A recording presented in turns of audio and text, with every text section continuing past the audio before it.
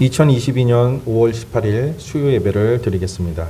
다 함께 사도신경으로 신앙 고백 드리겠습니다. 나는 전능하신 아버지 하나님 천지의 창조주를 믿습니다. 나는 그의 유일하신 아들 우리 주 예수 그리스도를 믿습니다. 그는 성령으로 잉태되어 동정녀 마리아에게서 나시고 본디오 빌라도에게 고난을 받아 십자가에 못 박혀 죽으시고 장사된 지 사흘 만에 죽은 자 가운데서 다시 살아나셨으며 하늘에 오르시어 전능하신 아버지 하나님 우편에 앉아 계시다가 거기로부터 살아있는 자와 죽은 자를 심판하러 오십니다. 나는 성령을 믿으며 거룩한 공교회와 성도의 교제와 죄를 용서받는 것과 몸의 부활과 영생을 믿습니다. 아멘. 찬송 419장 드리겠습니다.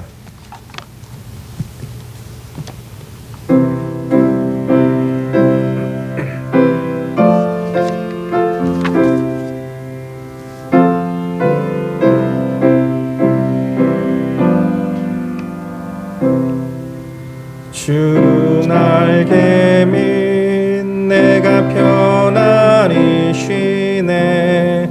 밤 깊고 비바람 불어쳐도 아버지께서 날 지켜주시니 거기서 편안히 쉬리로다. 주 날개 밑 평안하다.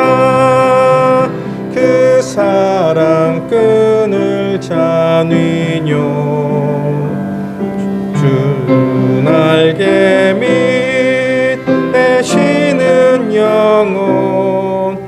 영원히 거기서 살리. 주 날개 밑 나의 피난처 되니 거기서 쉬기를 원하노라.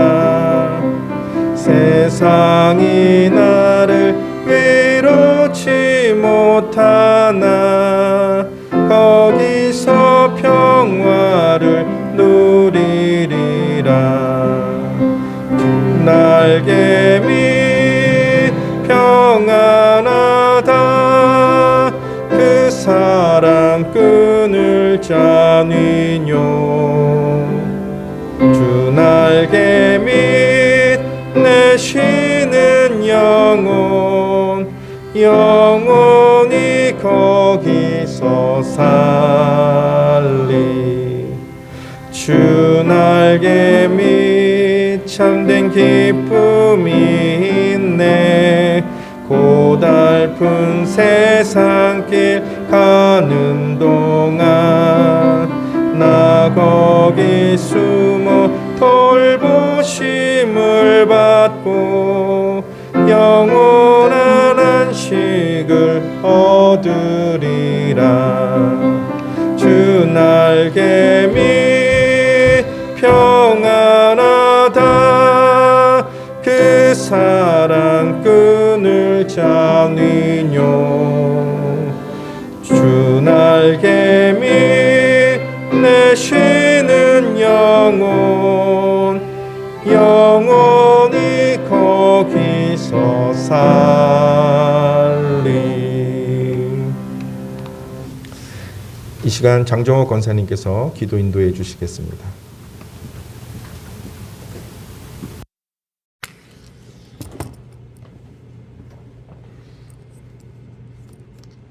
거룩하신 하나님 아버지 감사합니다. 마음은 어리석게 육신을 하여 우리의 신앙은 늘 왔다 갔다 오가는 심령일 때가 많으니 이 시간도 긍휼히 여겨 주시옵소서. 이제 모든 예배가 정상으로 회복되게 하심을 감사드립니다. 그동안 나태했던 우리의 모습을 추스리고 새롭게 도전하게 하시고 한결라도 영적인 잠에서 깨어나도록 도와주시옵소서. 교회의 기관과 부서마다 더 힘있게 이전보다 더 크게 인도하셔서 이것이 우리의 체질이 되게 하여 주시옵소서. 성경 문제를 공부하던 중 육체를 죽이는 자를 두려워하는 것이 아니라 육체와 영혼을 능히 죽이실 수 있는 하나님을 두려워해야 됨을 또 한 번 은혜 가운데 깨닫게 하심을 감사드립니다. 우리의 육은 세져가지만 영혼이 잘 되어지는 복을 주시옵소서. 서울 동산교회가 바르게 가르침을 하며 선하게 행동하여서 하나님을 영화롭게 해드리는 하나님의 교회로 쓰임받기를 간절히 원하옵나이다. 하나님을 모르는 가족들, 형제, 친구나 이웃들도 많은데 주님의 십자가의 사랑을 우리끼리만 알고 있는 것은 아닌지요. 우리끼리만 속삭이는 것은 아닌지. 주님, 우리는 주님에 대하여 말로는 설명을 잘 할 수 없어도 기도할 수 있도록 영적인 힘을 주시옵소서. 사랑할 수 있는 능력도 주시옵소서. 주님이 원하시는 일에서 나 하나쯤이야가 되지 않게 하셔서 나 하나가 하나님 나라의 전부가 되는 깊고 큰 믿음으로 채워주시옵소서. 하나님 아버지, 이 땅의 나라를 주님께 의뢰합니다. 대통령을 비롯해 국민 모두가 성실하고 정직하여 정의로운 사회가 되게 하여 주소서. 하나님을 두려워하게 하옵소서.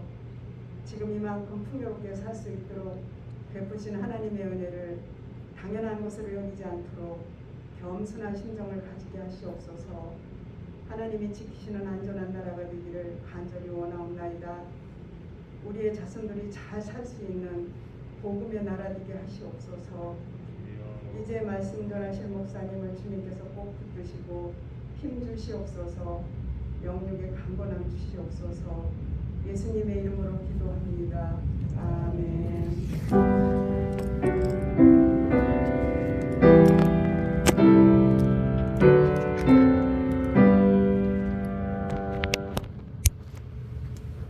말씀은 출애굽기 1장 1절에서 7절 말씀입니다. 출애굽기 1장 1절에서 7절 말씀입니다. 야곱과 함께 각각 자기 가족을 데리고 애굽에 이른 이스라엘 아들들의 이름은 이러하니 르우벤과 시므온과 레위와 유다와 이사갈과 스불론과 베냐민과 단과 납달리와 갓과 아셀이요. 야곱의 허리에서 나온 사람이 모두 70이요 요셉은 애굽에 있었더라. 요셉과 그의 모든 형제와 그 시대의 사람은 다 죽었고 이스라엘 자손은 생육하고 불어나 번성하고 매우 강하여 온 땅에 가득하게 되었더라. 아멘. 목사님 나오셔서 말씀 전해 주시겠습니다.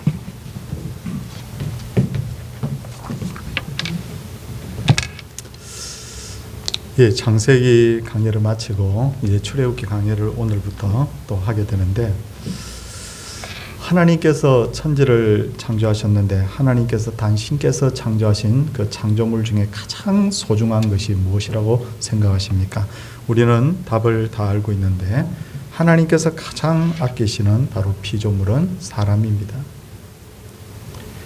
그러기에 하나님께서 6일 동안 천지 창조하신 후에 그 천지 창조한 것을 전부 다 제일 마지막에 창조된 인간에게 맡기셨죠. 그래서 이것을 정복하고 다스리라 그렇게 말씀하셨지 않습니까?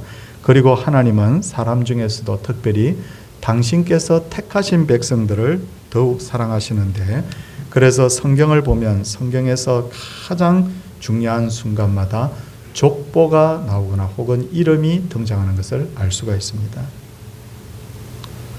오늘 성도님들 본문 1장 1절 보시면 야곱과 함께 각각 자기 가족을 데리고 애굽에 이른 이스라엘 아들들의 이름은 이러하니 라고 하신 후에 그 이름 하나하나를 지금 이렇게 기록하고 계신 것을 볼 수가 있습니다. 비록 이스라엘의 아들들 중에는 도덕적으로 문제가 있는 아들도 있었고, 그리고 동생을 죽이려 한 아들도 있었고, 또 야곱의 마음을 아프게 한 아들도 있었지만 하나님께서는 그들을 모두 당신의 백성으로 받아주시고 그들의 이름이 이렇게 성경에 기록되게 하셨습니다. 그리고 요한계시록을 보면 예수님을 자신의 구주로 영접하고 하나님의 백성이 된 사람의 모든 이름을 생명책에 기록하셨다고 하셨는데, 그 중에 한 구절 보면 요한계시록 3장 5절을 보면 내가 그 이름을 생명책에서 결코 지우지 아니하고 그 이름을 내 아버지 앞과 그의 천사들 앞에서 시인하리라 하고 예수님께서 친히 이 말씀하셨어요. 그러므로 예수님을 믿는 우리들의 이름이 성경에 기록되어 있고 마지막 날에 하나님께서 우리들 이런 김아무개야 이아무개야 그러면서 마지막에 부를 것을 우리가 지금 기다리고 있는데 생명책의 이름이 불릴 때 우리는 몇 번 놀랄 것이라고 그렇게 말한 분이 있어요. 첫 번째는 내가 생각지도 못했던 그분이 여기 천국에 와 있어요. 내가 초등학교 때 저 친구 근데 예수 안 믿는 줄 알았는데 언제 전도를 받았는지 그 천국에 와 있기 때문에 놀랍니다.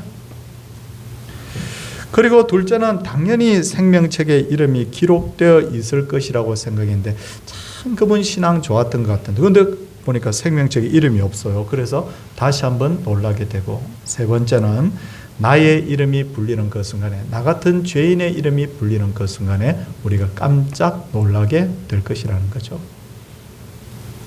하나님이 우리의 이름을 기억하고 계신다는 것은 죽느냐 사느냐의 아주 중요한 문제입니다. 생명책에 내 이름 없어도 상관없어. 그게 아니라 나의 영원한 생명이 결정되는 것이 바로 이 생명책에 이름이 기록되어 있느냐 안 되어 있느냐가 바로 문제라는 것이죠.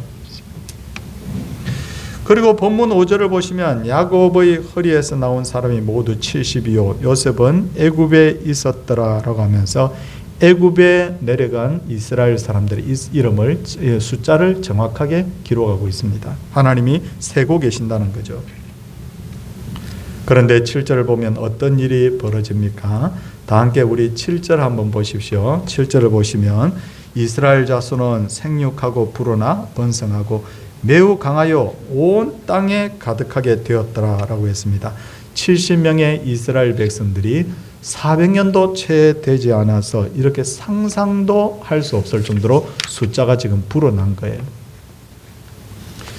과연 그리고 이스라엘 백성들이 얼마나 불어났던지 애굽의 왕이 걱정을 하고 있는데 9절 말씀 보십시오. 9절 말씀에 보니까 그가 그 백성에게 이르되 이 백성 이스라엘 자손이 우리보다 많고 강하더라. 그 당시에 세계를 제패하고 있던 그 애굽의 국민들보다 지금 숫자가 더 많아지고 강해졌다는 거죠. 그런데 많은 이들이 이 부분에 대해서 과연 이게 가능한가? 70명이 내려가서 400년도 안 돼서 어떻게 이렇게 많아질 수 있는가라고 의문을 제기하는데 과학적으로 계산을 해보면 그 당시에 평균 연령 그리고 한 세대의 연령 그리고 평균 자녀를 낳는 숫자를 계산해보고 사망자의 숫자를 대충 계산해보면 이 인구가 충분히 늘어날 수 있다는 계산이 나옵니다. 그렇다면 왜 하나님께서는 이스라엘 백성들을 이렇게 크게 번성하게 하셨을까요? 그 이유는 하나님이 예전에 그렇게 해 주시겠다고 약속을 하셨기 때문이에요. 창세기 1장 28절을 보면 하나님께서 사람을 창조하신 후에 뭐라고 하셨죠? 자, 이 말씀 유명하죠. 그들에게 복을 주시며 하나님이 그들에게 이르시되 생육하고 번성하여 땅에 충만하라. 그렇게 말씀하셨어요. 그런데 이렇게 전체적으로 충만하라고 말씀하셨던 하나님이 창세기 9장 1절을 보면 이제는 좀 더 구체적으로 하나님이 노아와 그의 아들들에게 복을 주시며 이르시되 생육하고 번성하라 땅에 충만하라 라고 이제는 더 구체적으로 노아의 가족에게 이 복 준다고 약속하셨어요. 그리고 이어서 창세기 13장 16절을 보면 이제는 아브라함에게 내가 내 자손이 땅의 티끌 같게 하리니 사람이 땅의 티끌을 능히 셀 수 있을 텐데 내 자손도 세리라. 점점 구체화되죠. 전 인류에게, 그 다음에 이제는 노아에게, 이제는 아브라함에게. 그리고 창세기 26장 24절을 보면 아브라함의 아들인 이삭에게 또 이렇게 말씀합니다. 내가 너와 함께해서 내게 복을 주어 내 자손이 번성하게 하리라. 하나님 몇 번 약속하셨습니까? 성경을 보면 번성할 것이라는 약속을 계속해서 여러 번에 걸쳐서 제가 4번만 읽었는데 4개 정도가 아니라 굉장히 많이 이 약속을 하신 것을 알 수가 있습니다. 그래서 하나님께서 마침내 이스라엘 백성들이 애굽에 딱 들어가니까 그 장소에서 그래 이제는 준비한 때가 되었다라고 하시고는 70명 들어갔는데 그들로 하여금 생육하고 번성하게 하셔서 굉장히 많은 숫자가 되게 하셨는데 이것 보면 뭘 알 수 있느냐면 하나님은 약속에 믿으신 분이다. 약속하신 것을 믿을 만한 분이다라는 것을 우리가 알 수가 있습니다. 그렇다면 하나님께서도 지금도 우리에게 약속한 것이 있을까요? 네, 있습니다. 아니, 있는 정도가 아니라 굉장히 많습니다. 기도하면 반드시 응답해 주겠다. 예수 믿으면 반드시 구원받는다. 하나님을 믿으면 모든 것이 합력하여 선을 이룬다. 지금도 성경에는 얼마나 많은 약속이 기록이 되어 있는지 몰라요. 그런데 문제는 우리가 믿음이 부족하다 보니 하나님의 약속을 기다리지 못하고 우리가 인간적인 방법으로 자꾸만 어떤 방법을 찾아갈 때가 있죠. 사람을 의지하거나 혹은 편법을 사용하거나 마치 아브라함이 양자를 드리고 그렇게 해서 자기의 어떤 후사를 이으려고 했던 것처럼 그렇게 우리가 자주 이렇게 하나님의 약속을 기다리지 못하는 우리의 모습을 보게 됩니다. 이렇게 하나님께서 약속을 지키려고 하시자 사탄 마귀가 이제 드디어 시험을 시작합니다. 어떤 시험입니까? 8절 우리 성도님들 한번 보십시오. 8절 보니까 요셉을 알지 못하는 새 왕이 일어나 애굽을 다스리니 하고 그렇게 기록이 되어 있어요. 요셉이 애굽에 내려갔을 때 이 애굽은 누가 다스리고 있었냐면 힉소스 민족이라는 계열의 그 왕이 지금 다스리고 있었어요. 힉소스라는 이름 기억하십시오. 그런데 이 힉소스 민족은 셈족 계열의 민족으로서 요셉과는 인종적으로 큰 차이가 없었습니다.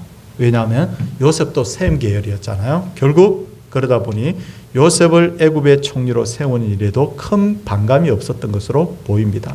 애굽을 그 당시에 힉소스가 다스리고 있었다. 그런데 요셉이 죽고 난 후에 힉소스 민족은 다른 애굽 민족에 의해서 축출이 됩니다. 밖으로 축출이 되고 애굽은 애굽 민족의 이제 왕으로 새로운 왕으로 세워졌습니다. 그러므로 새롭게 세워진 왕은 요셉을 알 수가 없는 거예요. 계속해서 힉소스 계열의 어떤 왕이 나왔으면 당연히 요셉 알죠. 그런데도 완전히 다른 민족이 애굽을 다스리게 되었기 때문에 이제는 요셉을 전혀 알지 못하게 된 거예요. 그리고 새롭게 세워진 왕은 이스라엘 민족에 대해서 반감을 가지고 있었는데 마침 이스라엘 민족의 세력이 커지자 어떻게 생각하냐면 저 예전에 쫓겨난 저 힉소스 민족이 혹시 세력을 키워서 다시 쳐들어오면 이 이스라엘 민족이 그들과 하나가 되어서 자기를 공격하면 어떻게 하지 하는 염려에 사로잡히게 됩니다. 과연 그런지 우리 10절 한번 보겠습니다.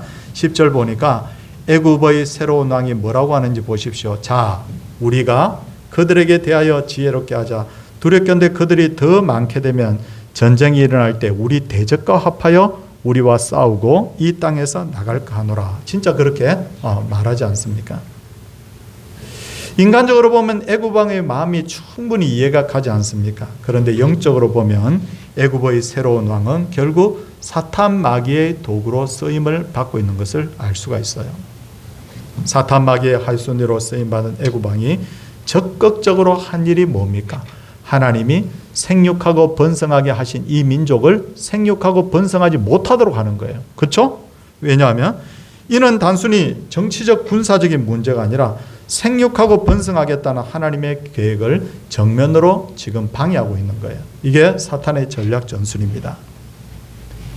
애굽의 왕이 이스라엘 민족을 핍박하는 내용을 살펴보면 이 사실이 더 분명해지는데 어떻게 하든지 생육하고 번성하지 못하도록, 자, 이걸 염두에 두게 말씀을 들으면 좋습니다. 먼저 애굽 왕은 육체적인 고통을 가함으로써 이스라엘 민족의 번성을 막으려고 했죠. 본문 11절 보시면 감독들을 세우고 무거운 짐을 지어서 괴롭게 하여 바로를 위하여 비동과 람셋을 건축하게 되는데 이렇게 하루 종일 중노동에 시달리게 함으로써 피곤하여서 더 이상 생육하고 번성하지 못하도록 그렇게 조치를 한 겁니다. 그런데 어떤 일이 벌어졌습니까? 12절 말씀 우리 성도님들 보십시오. 12절에 보니까 이게 반전이 일어납니다. 그러나 학대를 받을수록 더욱 번성하여 퍼져나가니 애굽 사람이 이스라엘 자손으로 말미암아 근심하였다라고 그렇게 할 정도가 되었어요. 그러나 학대를 받을수록 더 번성했다 이 말 뒤에는 뭐가 숨어 있느냐면 하나님이 간섭하셨다라는 그 부분을 우리가 읽을 수 있죠. 그런데 이런 사탄의 방법은 지금도 그대로 쓰이고 있습니다. 지금도 사탄은 하나님의 백성들이 더 이상 번성하지 못하도록 하기 위해서 갖가지 방법을 동원하고 있어요. 어떤 방법일까요? 돈을 벌기 위해서 지나치게 직장에 매여서 하나님 못 믿게 하는 거예요. 교회 못 나오게 하는 거예요. 어떤 때는 너무너무 어떤 세상의 어떤 부귀영화 여기에 인생의 목표를 두고 살다 보니까 신앙을 잊어버리게 하는 거예요. 그렇지 않습니까? 그것과 똑같이 중노동에 시달려서 생육하고 번성하지 못하도록 하는 방법이나 돈이나 어떤 세상의 욕심에 끌려서 결국 하나님을 멀리하게 하는 것이나 결국은 같은 방법이라는 거죠. 둘째로 애굽의 왕이 사용한 방법은 산파들을 시켜서 이들이 아들이 태어나면 죽도록 하는 것이었는데, 이를 현대적으로 보면 과학 혹은 의학의 힘을 빌어서 하나님의 백성들을 핍박하는 것인데, 지금 우리가 직면하고 있는 과학을 빙자하여 성경을 공격하는 것 혹은 동성애 문제, 이런 문제들을 볼 수가 있어요. 그런데 17절 보십시오. 17절 말씀해 보니까 그러나 산파들이 하나님을 두려워하여 애굽 왕의 명령을 어기고 남자 아기들을 살린지라라고 했습니다. 그 결과 히브리 산파 시보라와 부하가 하나님으로부터 큰 복을 받는 것을 볼 수가 있어요. 20절 말씀 보십시오. 20절 말씀 보니까 하나님이 그 산파들에게 은혜를 베푸셨다고 되어 있죠. 그리고 21절에 보니까 그 산파들은 하나님을 경외하였으므로 하나님이 그들의 집안을 흥하게 하셨다라고 그렇게 말하고 있지 않습니까? 결국은 하나님 편에 서는 자가 반드시 복을 받게 되어 있다는 거죠. 이렇게 새 왕의 계획들이 수포로 돌아가자 왕은 그 권위를 사용해서 전 백성들에게 명령을 하기를 아들이 태어나거든 너희는 그를 나일강에 던지고 딸이거든 살려두라, 그렇게 말하지 않습니까? 이것은 오늘날로 말하면 국가의 공권력을 통해서 하나님의 백성들이나 교회를 핍박하는 것을 볼 수 있는데, 이게 지금 중국에서 일어나는 일들과 유사한 일이죠.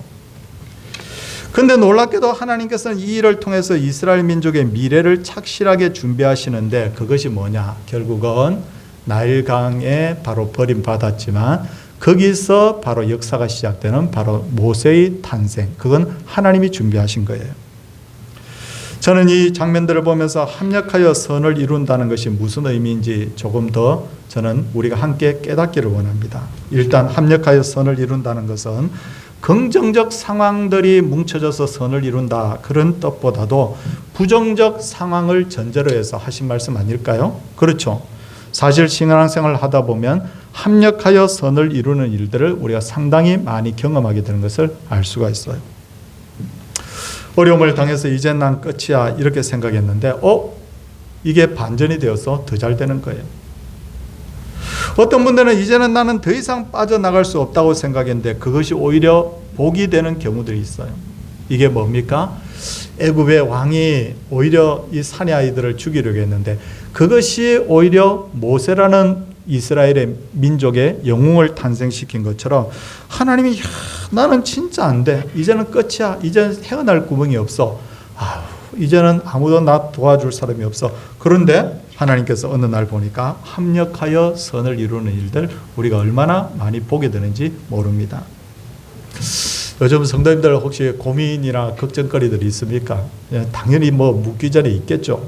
저도 간혹 살다 보니까 요즘은 좀 평안한 것 같아. 그러면 꼭 어려움이 있고, 또 어려움이 있는 것 같아. 그러면 큰일 나서 그러면 또 하나님께서 합력하여 선을 이루시기 위해서 손을 딱 내미시는 것을 자주 경험을 하게 됩니다. 사랑하는 우리 성도님들, 우리 하나님은 약속에 신실하신 분이고 이 마귀 사탄, 이 나쁜 존재는 늘 하나님의 일을 회방하려고 하죠. 그런데 우리가 굳게 믿어야 될 것은 뭡니까?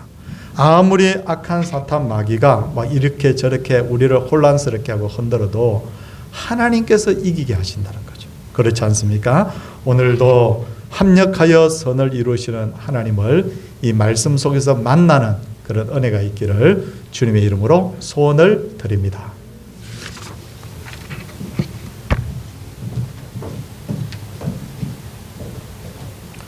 찬송 438장 드리겠습니다. 찬송 후에 목사님 나오셔서 축도해 주시겠습니다.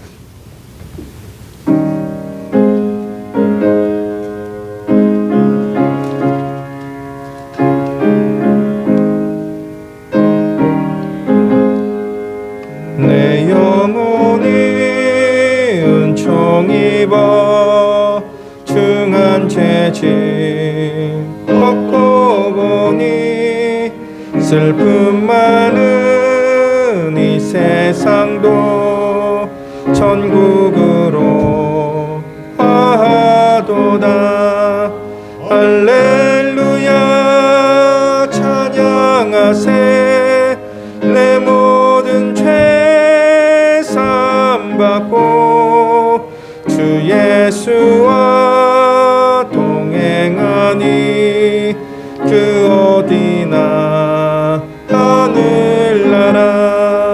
주의 얼굴 뵙기 전에 멀리 뵈던 하늘나라 내 맘속에 이루어지니 날로 날로 가깝도다. 할렐루야 찬양하세. 내 모든 죄 사함받고 주 예수와 동행하니 그 어디나 하늘나라.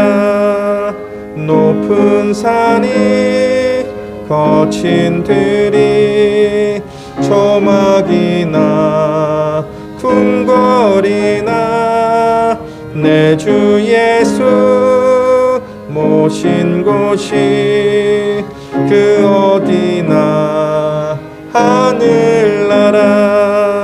할렐루야 찬양하세.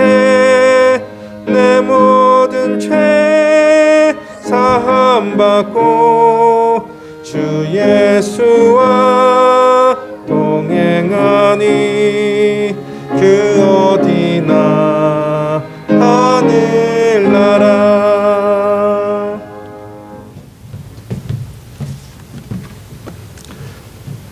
약속에 신실하신 하나님을 믿습니다.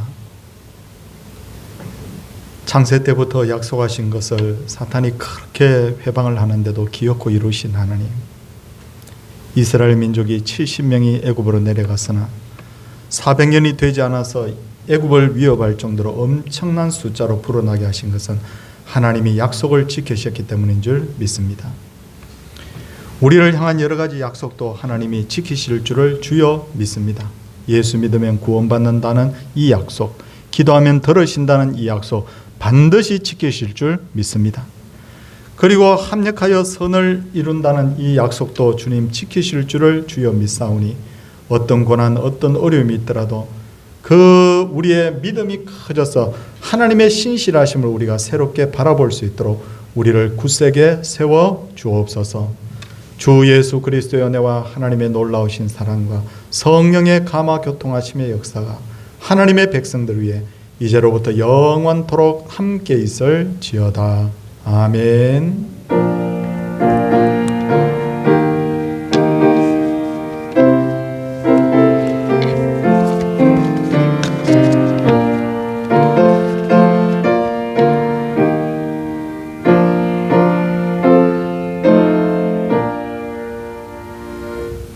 네, 예배를 마쳤습니다. 우리 옆에 분들과 인사하겠습니다.